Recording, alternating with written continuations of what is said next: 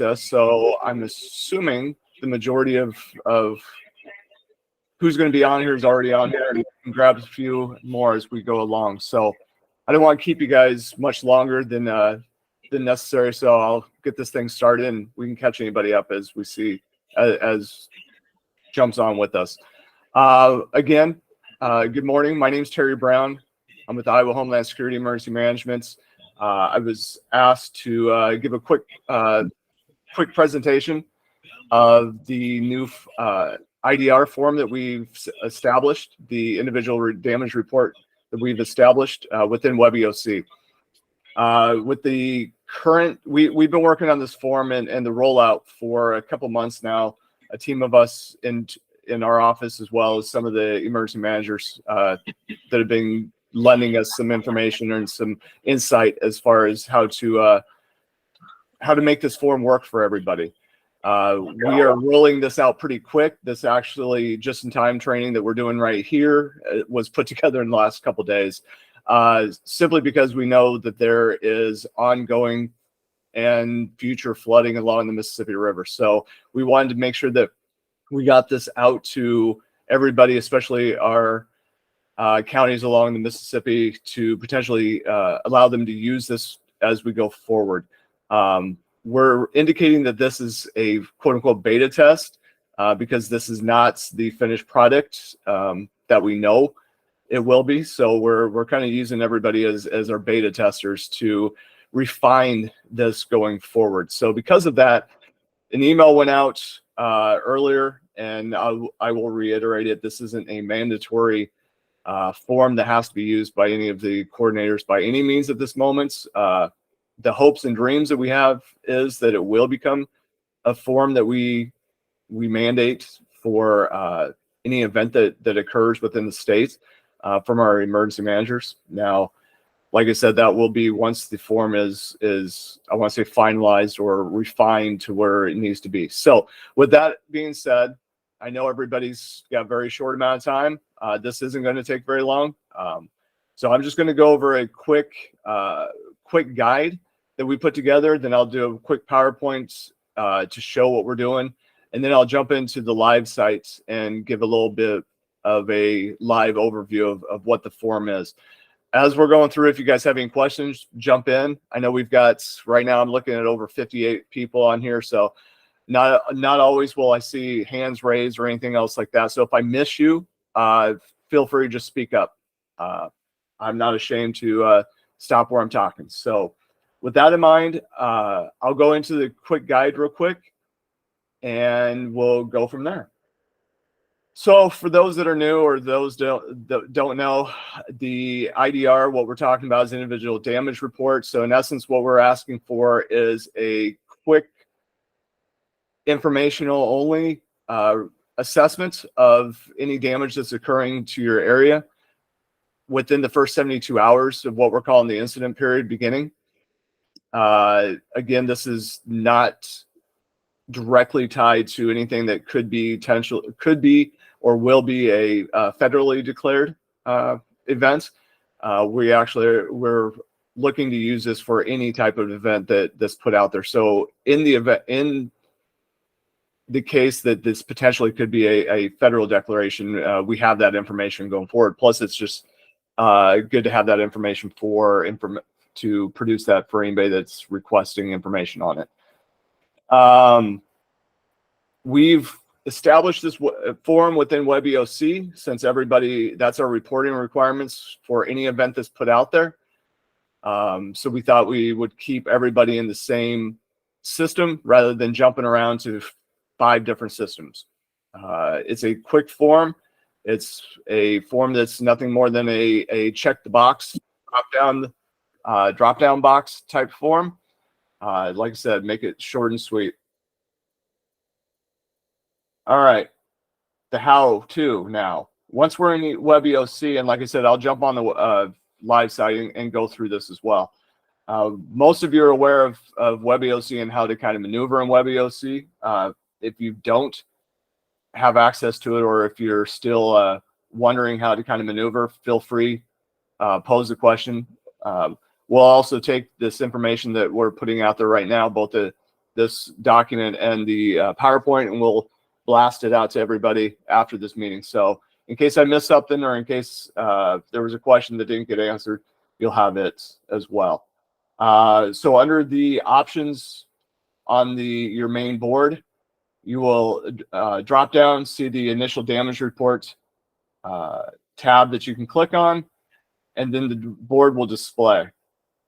At the very top right, there's going to be a create new, and that's going to start the form. And then it's a matter of just filling out the blanks. You'll complete each section of the form. And again, like I said, this is the high level of information that we're looking for. Nothing specifics, nothing you're going to be held to later on down. And you know, if we actually get to a joint PDA or a local PDA. So then once all the information is put on the form or filled out in the form, it's as simple as hit the save button.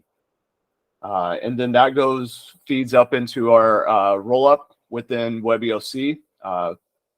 Everybody will be able to see it that has access to it, and that way you can also track it going forward as well. Again, when does this need to be filled out? We're saying within this first 72 hours of the incident affecting the community. We know that can vary based on the community and based on the events. For the purposes that we're looking at now, I'll look at the flooding itself over on the Mississippi. We all know that it starts north and works itself down. So those dates are going to vary based on where you're located at along the river. So we know that, but at least it gives us a good jump off points.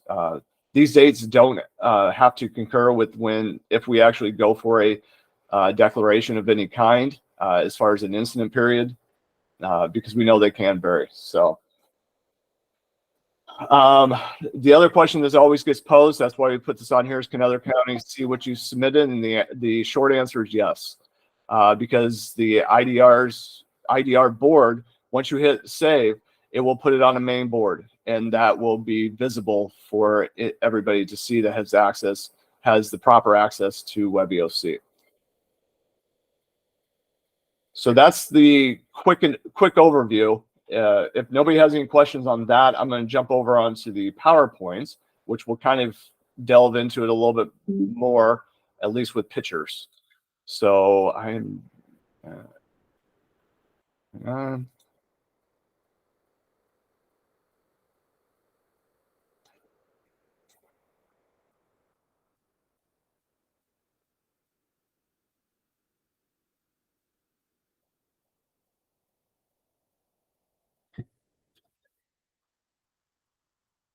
okay. So again, this is kind of a reiteration of what we just looked at, just with pictures. So initial damage report, the beautiful flood that we always hate to see, but what drives us on needing this information. As you can see, it's the drop-down box, the initial damage report, the IDR encircled. That's how we get started on this. You'll see the button on the top right-hand corner for create new. Simple as click that, and that will jump off the form. Now in the form, this is one of those where it's all-encompassing as far as what type of an event. You can check any box. You can see at the top where it shows check all that apply. So anything that might occur, you'll have that option of being able to put on there, because we know not every event's perfect to one type of storm system. So like I said, in our case that we're dealing with now with the flooding, that's pretty simple as far as the very first box to check. The second one is the date of event. This one's kind of, like I said, varies a little. We actually internally have, I don't want to say struggled, but gone back and forth of what date we want in there. We've kind of landed at the moment of when you are looking at providing any services or providing the flooding has started to occur, or whatever the event actually started to occur. And that can vary between counties and communities, obviously. So keep that in mind. when it comes to that date of event. If anyone seems to have a better idea of what that should be, feel free to let us know what works better in your guys' world. Again, this is the beta test, so if we need to change this, or if something appears to be a little bit better suited for what we're looking at doing, feel free, let us know. Once this is all said and done, once the waters recede over in on the east coast of Iowa, then we'll probably reconvene and kind of go over the good and bad and ugly of the form to make sure that we refine this a little bit better. So just bear that in mind as well. So, all right. So the third and last box at the bottom is if the county EOC is activated. Simple yes or no answer. That's just so we know if it has risen to that level of needing the EOC activated. And I'll show this on the live site, but as far as the next section that you'll look at is the level of damages. So in essence, the first box is the county. That's just an identification of what county you're in that you're submitting this for.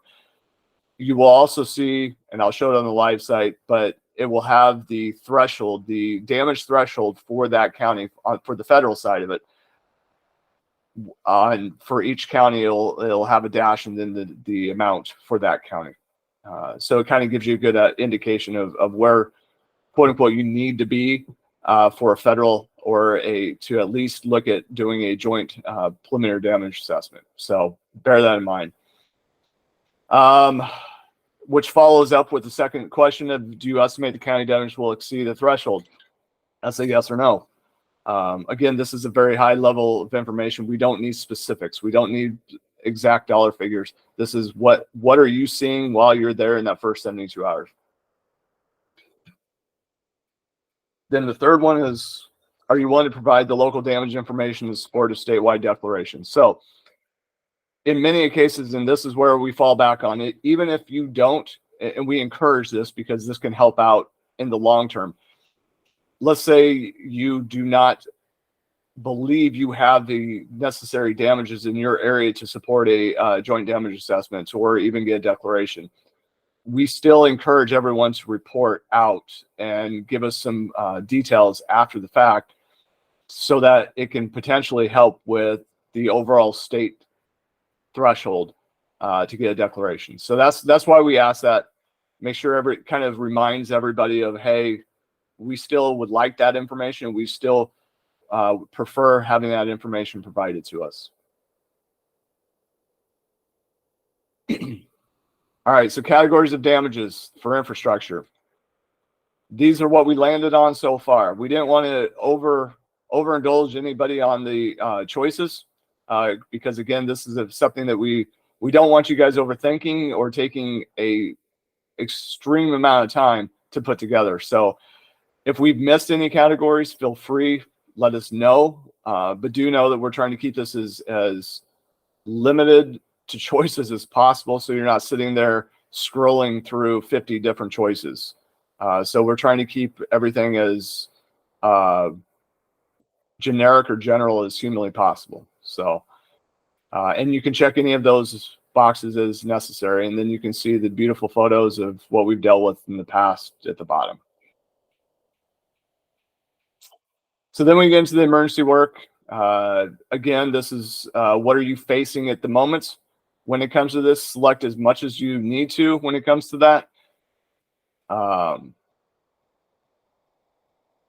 So that's, again, these are the categories that we landed on that we've kind of did a think tank on to develop the primaries that we always look at. If there's something out there that's not on that list, you actually, in this case, have a other at the bottom that you can describe what that other is. And then eventually we may add it. But for now, you can select that other and give a little bit better detailed information of what you're facing.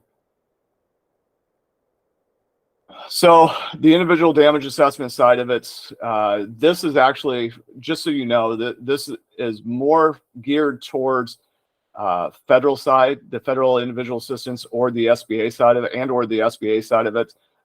Typically not the state individual assistance, because the state likely in many cases, and we've already seen it over on the Mississippi, where that state IA is starting to get declared before we even get to this point. So this is nothing more than an overall indication of potential damages for individual assistance. Excuse me.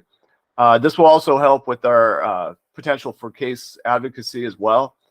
And I'll show you on the, I'm going to show you guys on the live site, these drop-down boxes have a range. So again, it's not a specific property. It's how many are you looking at, 0 to 5, 0 to 10, or 5 to 10, so areas like that. So again, this isn't a hard, fast number that we're looking at.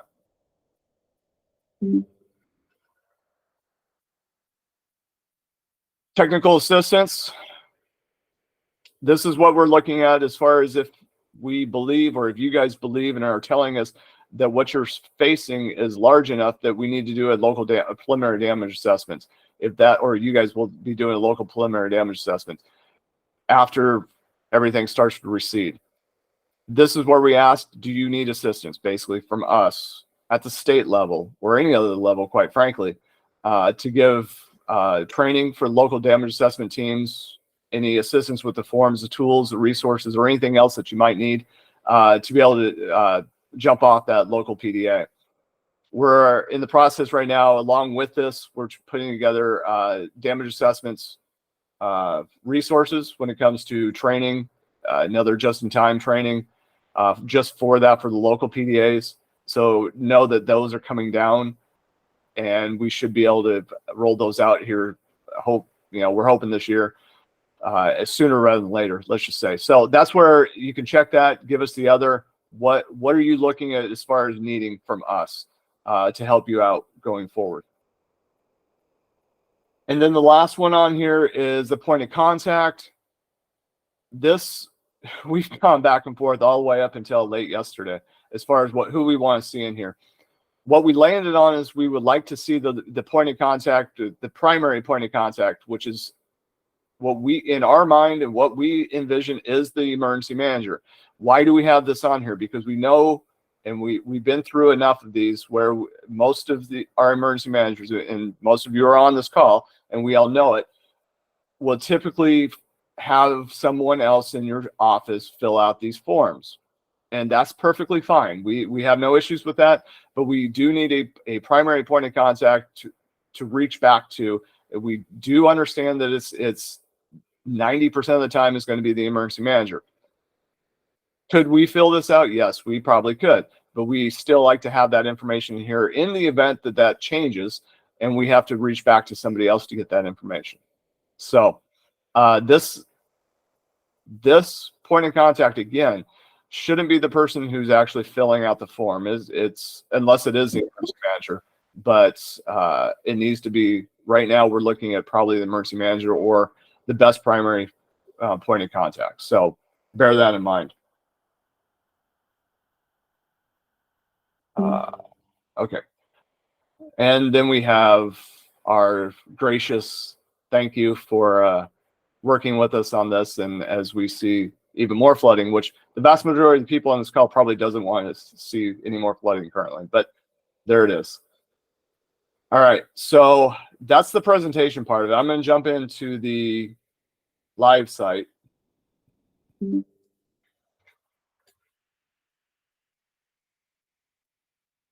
Bear with me. Switching screens here.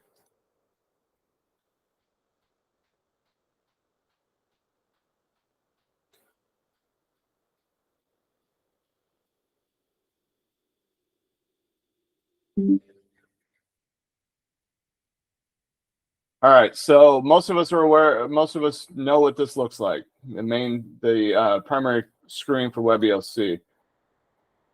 This will go through exactly what I showed on the PowerPoint and the quick guide. Drop-down box over on the left-hand side, initial damage report. Obviously, there's nothing in here. This will get populated, as we indicated, as people are uploading or creating the IDRs. This is where it's going to get populated. So you'll start seeing, you'll see the headers at the top that kind of gives that indication. But for the new, hit create new on the upper right, And again, this is the form exactly as we see it. I'm going to stick to flood as we see it now. Date of events. It'll give you the calendar. You can pick the day that it starts. WebEOC activated. And of course, my screen is okay.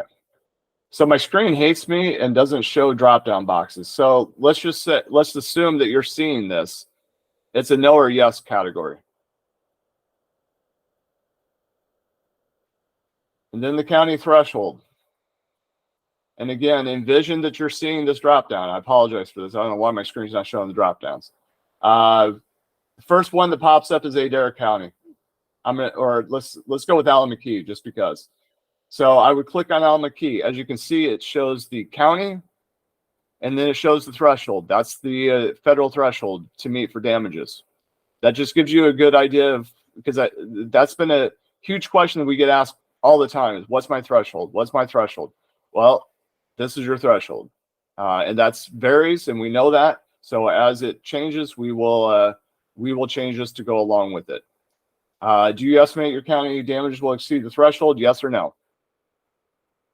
Simple as that.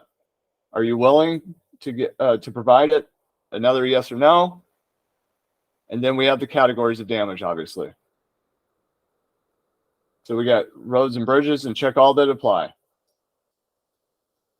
In most cases, especially large flooding and what we're seeing over the Mississippi, you can check all of them in a lot of the cases. And we totally understand. So that's why if we need to add some to this, please let us know, and then we can work on making that happen. As far as your emergency work, like I said, in many cases, it's going to be quite a few of these, but just let us know what it might be. And then you always have the other on here that you can identify with that information that's you feel is pertinent to what we're looking at. Okay, here's another drop-down box that's not going to show, but I will kind of run through them real quick for the damage assessments. This goes, like I said, it goes from a range. You can go 0 to 1 to 5, 6 to 10, and this goes all the way up to 26 or more. So like I said, this is something that we just need a overview of exactly what you're seeing as far as potential residential damage. The major destroyed is one thing we would love to know, but we know that if you're sitting on a flood and it hasn't receded yet, it's kind of hard to judge this unless you got water up to the roof. But short of that, it's hard to gauge these. So that's why these will not be numbers that you're 100% held to, but we do like to at least know what to expect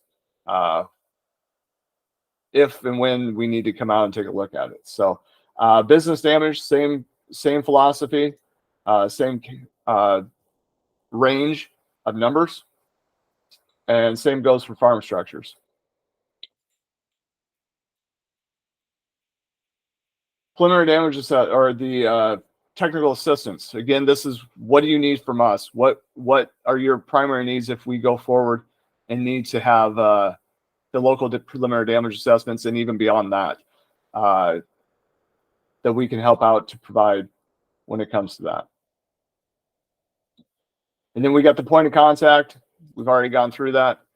And then once it's all said and done, you hit save, and it'll put it right onto that board that we just started from. And it'll show this information. And again, anybody that's happens to be on and have the access capabilities to WebEOC and the board will be able to take a look at it and see that information. So with that in mind, that is my presentation. Like I said, I want to make this fast or as quick as possible, but as informational as possible, so that way you guys can see what we're looking at and what we're hoping to garner, especially with what we're looking at over in the Mississippi. So I've got several of our team members that have helped develop this on the call as well, plus anybody within our office that could answer some questions. So if anybody has any questions from the EMs or anybody else that might be on the line, fire away and see what we can do. Okay, this is Chris. And so I want to make sure that everybody understands the difference between this and the infrastructure dashboard is the infrastructure dashboard, is it current? This is meant to be a snapshot in time within 72 hours, right? So it's meant to inform the other counties around you and statewide, but also HSMD if an LDA is going to be needed, and to let the CIOC know certain resources, right? So one of the things too is if you guys have any comments, please respond back to the calendar invite. They'll all come to me, right? So we can have one place to submit all the comments or thoughts or even questions, right? So, and this is recorded, and the recording going to be put up on WebELC as another resource if you need somebody in your office to actually kind of walk through it, to view it. So that's all I have, Jerry. Thank you. Good presentation. Yeah, no, appreciate that, Chris. And Katie Waters just brought up a good question to put out there. Can the IDR be edited, or do you want multiple reports? The IDR can be edited. So for that event, we prefer to have one IDR as much as humanly possible per community or per however you see fit to submit those IDRs, wherever the damage seems to be at. So it can be edited. Now, obviously, if we have multiple events, that's a whole different ballgame, and so that's where kind of the date falls into play when it comes to the date of event. But for the here and now, what we're talking about, kind of what we're talking about with the Mississippi flooding, you'll have your initial date, then you can go back and edit those IDRs as you see fit.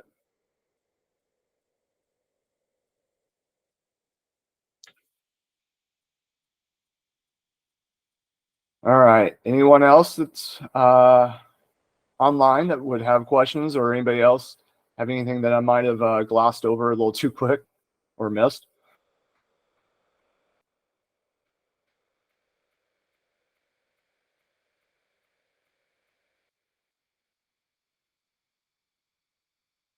All right. So I'm not seeing anything.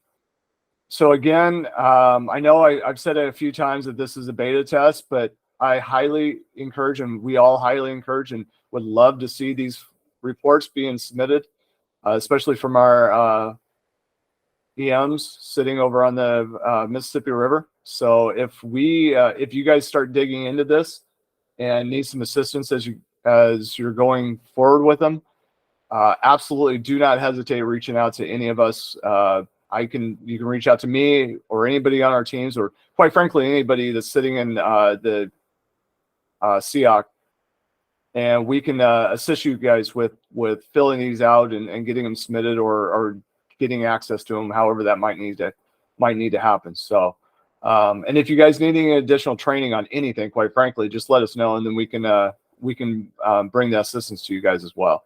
I know you guys are in the fight now, so it's as challenging as it might be, but yeah, I would like to see some of these forms start being filled out once you guys have that time. So feel free to jump in there and start getting them completed as you see fit. So you're up, Katie. Thank you. Just before we closed out, I wanted to make sure, there is going to be an accompanying dashboard at some point that will roll up this information for visibility so everybody can gauge where we're at as a state in regards to requesting federal assistance. We're not at that point yet, but the capability and visibility is still there at that landing page within the initial damages reporting form. So what you can see in that list view, Terry, if you can go back.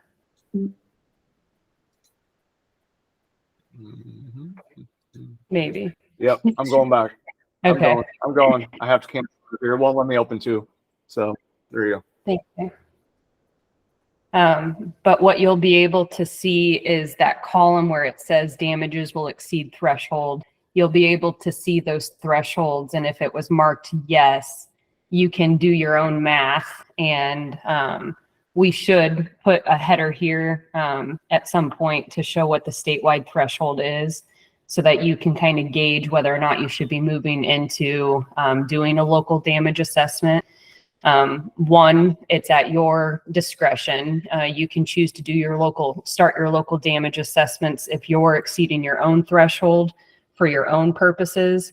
But there are those that would like to hold off, just, based off of the level of effort that goes into a local damage assessment. We understand it can be a heavy lift. So you can at least begin to gauge where we're at statewide.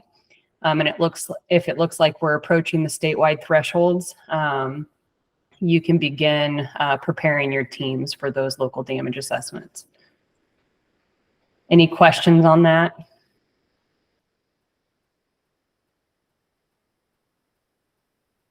Thank you, David. David added the statewide threshold in the chat for everybody's visibility. Okay, that was all I had, Terry. Thank you. No, thank you. That's a good point. Those are add-ons that we plan on going forward with. So hopefully. All right. Anyone else? I'm hearing none. So with that in mind, I'll let you all go and keep up the good fight. Like I said, if you guys needing assistance or having questions going forward with this, let us know, and we will help you guys out as much as humanly possible. So with that, I will sign off, and I will talk to you all later. Thank you.